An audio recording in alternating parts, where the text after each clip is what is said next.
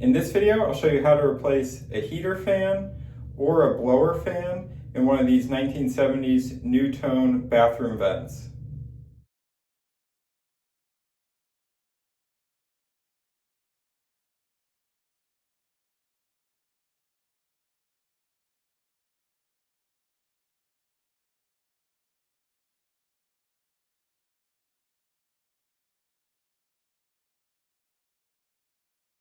There's a couple different configurations of these.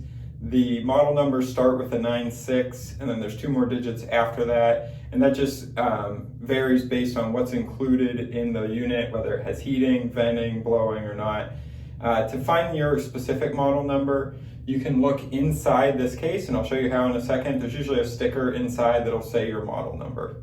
So one of my fans is running slowly, and I've had to service some of the other motors. You can actually disassemble them and lubricate them, which is pretty easy to do, and I'll show you how to do that. Or you can just replace the whole fan unit. One thing you need to keep in mind is the blower motor for the fan and the blower motor for the heater are actually different parts. They look the same, but they are not. For the fan that exhausts, it's thermally protected, so it makes sure it doesn't overheat if there's a problem.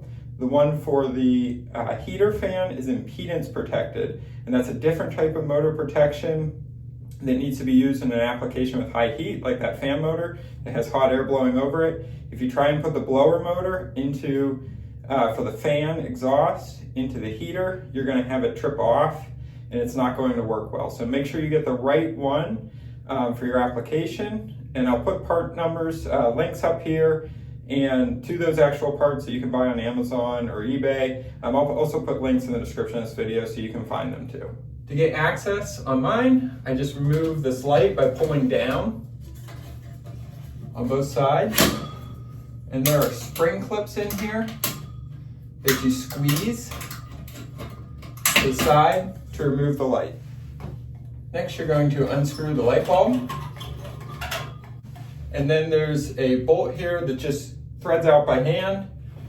I like to hold the cover up while I unthread this.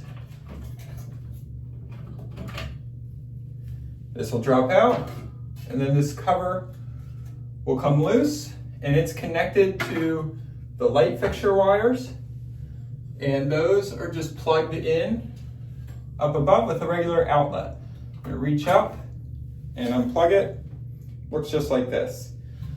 Now, each of these plugs are labeled, so that's the light, and next to it is the vent fan, and then on the back side over here, that is where the heater fan plugs in.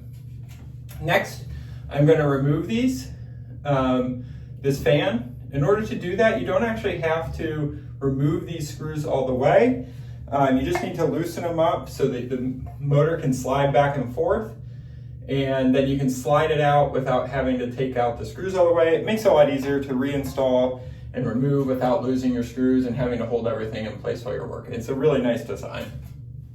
To remove these or loosen them, there's a couple of options. You can use a regular Phillips head screwdriver or a powered one. You can also use a 1/4-inch nut driver like this because they do have a hex head. So whatever tool you have around will work for this. If you're using something powered, make sure you set the clutch lightly and go slow. You don't want to over torque these. I'm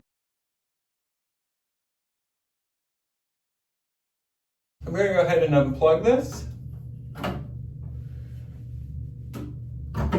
And then to remove it, you just slide it back away from the exhaust, and you can lower it down out of this assembly.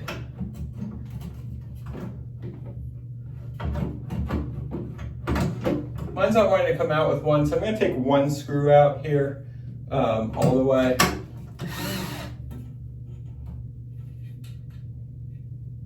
And at this point, you have two options.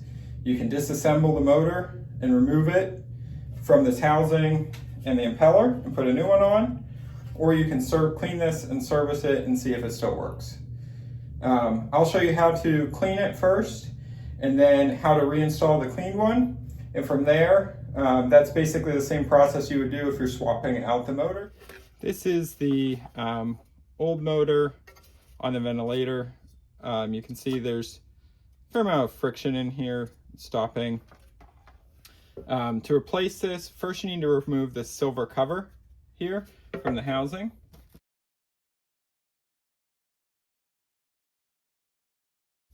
And then remove this. So to get this blower off, you're going to need an Allen key.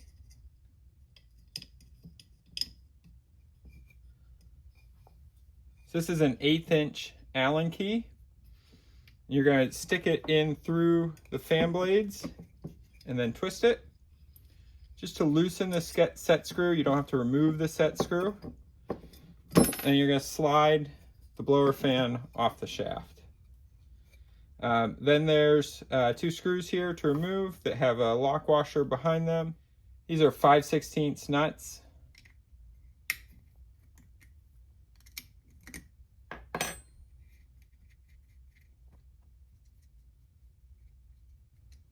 These nuts have a built-in lock on them. Then there's metal washers. Sometimes these stick on to these rubber that's on here. So I'm going to take that and set that down. Next you'll find these pinched metal collars around the bolts. Those can be threaded off. They're kind of crimped around, but I find they thread off best. If you can't get them, you could gently grab them by hand. You can gently grab them with pliers to remove them.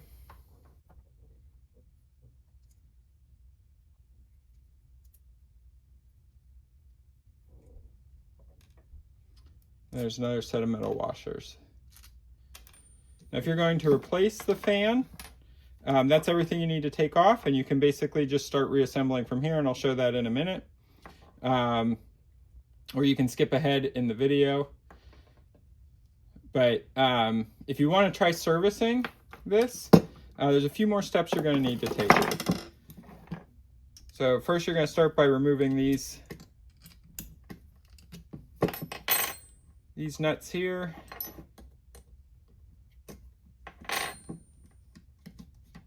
These are carriage bolts at the back, so they have a square head. You may need to keep this pressed in with your thumb so it doesn't slip and you can get it out.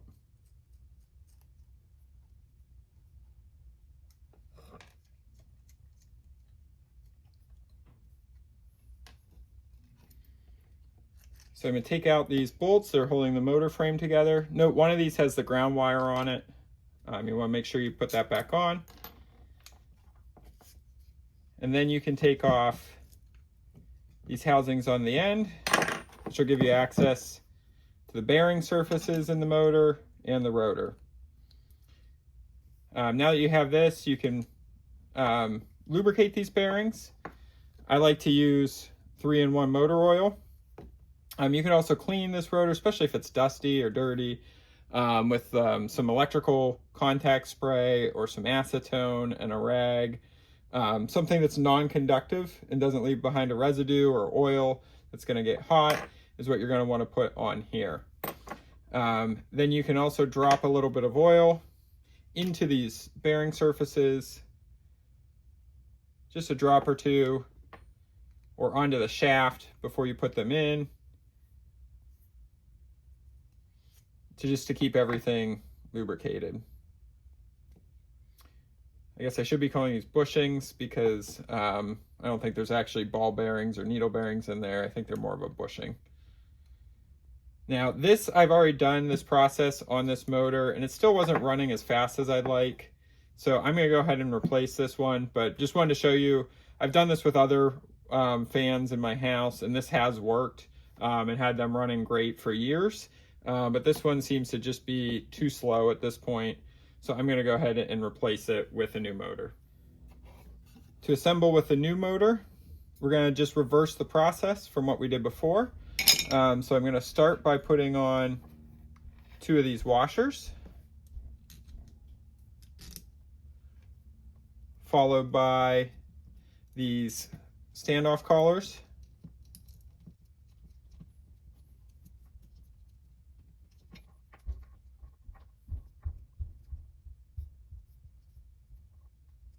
Once once I have those drawn down tight, I'm going to go ahead and put this plate over. So these vent holes go in front of the motor so it can draw some air in and cool the motor. And on mine, the larger rubber surface goes against this side, against the motor side. And press that down. And then add these two washers. Then put the two lock nuts back on.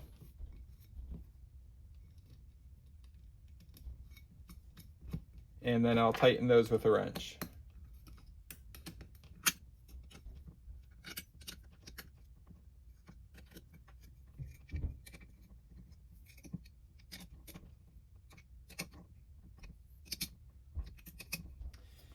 Now when you're reinstalling your fan, if it's dusty, which often they are, it's a great time to clean it. You could take an old toothbrush or a nylon bristle brush, something like that, to clean it out.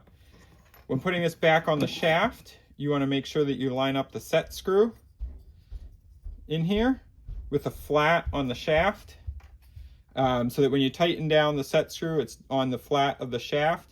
The other thing you want to make sure is that you don't have the fan blowing up, rubbing up against these screws, or it will stick. So you need to make sure you have this pulled out a little bit before you tighten it.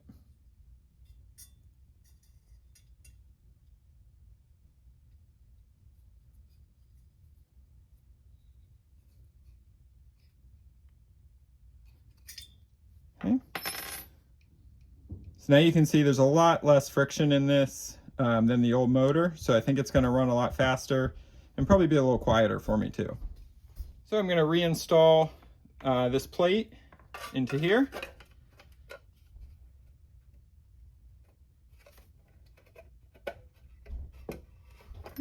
I'm going to check the alignment to make sure I'm not rubbing the blower fan on this side either, that I don't have it stuck too far out on the shaft. Then I'll start adding the screws, making sure to attach the ground wire in one of these four corners.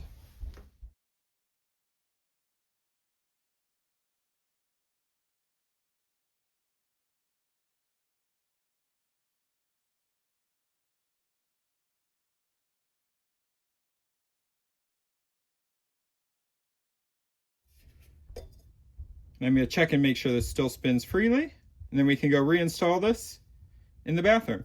Let's go ahead and get this reinstalled.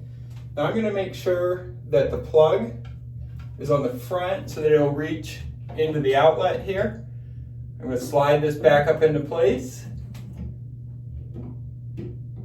and then slide it forward onto the screws. This one, okay. Now I've got all three screws. We go ahead and tighten these screws down.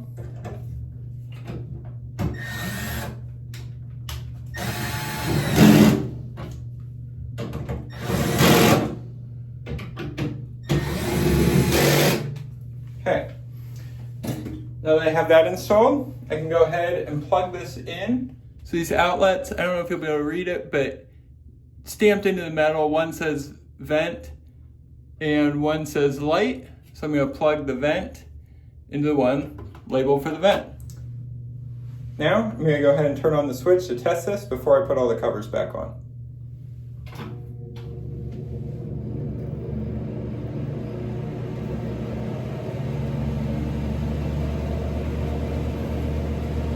And I can feel it pulling air. I'm not going to put my hand all the way up there, but it's definitely blowing a lot faster than the old sticky motor was. So it should do a better job of venting this bathroom. I'll go ahead and get all the covers and lights reinstalled and get this back to normal. I'm going to reinstall this aluminum cover.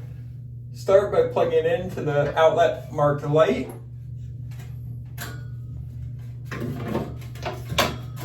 Slide this cover into place. Drop it down a little bit to make sure I can align the bolt with the threaded hole.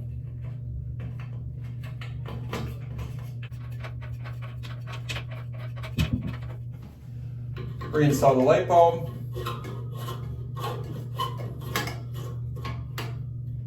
And then I'm going to reinstall this light cover. Now you can see here there's these clips that have springs on them. And you're going to squeeze those together like this and insert them up into the slots here and here. There's actually little tabs that'll receive these and they'll hook them into. So you're going to bring it up, squeeze together, insert, release, and it'll lock into place like that. And then do the same thing on the other side, squeeze, insert, and now it's hanging. And you just need to push it up. Now the glass piece is not attached, so you need to push up on the metal frame and it'll slide up into place and lock. If you found this video helpful, give me a thumbs up and tell me about it in the comments. You can also subscribe to my channel for more helpful tips or ask your questions in the comments as well. Thanks.